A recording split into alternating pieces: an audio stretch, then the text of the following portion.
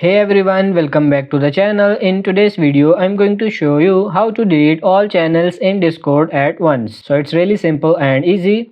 I will use the Discord desktop app to walk you through the following steps. You can download the Discord app on the official Discord website. So download the app. Once downloaded, install it to your PC. Now open the Discord app. No need to update the app because it updates itself automatically once there is a new update. On the home page, go to where your servers are. What are channels on Discord? Discord servers are organized into text and voice channels, which are usually dedicated to specific topics and can have different rules. As an example, I will click the server that I created.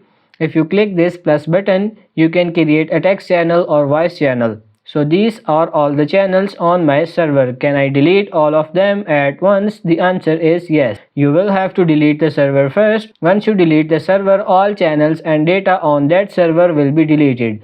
To delete a server, click the drop down arrow here, then select server settings. Here, click delete server. Your server will be deleted along with all the channels in that server, and that is how to delete all channels in Discord at once. I hope this video was helpful. If it is, like it and subscribe to the channel. Thank you.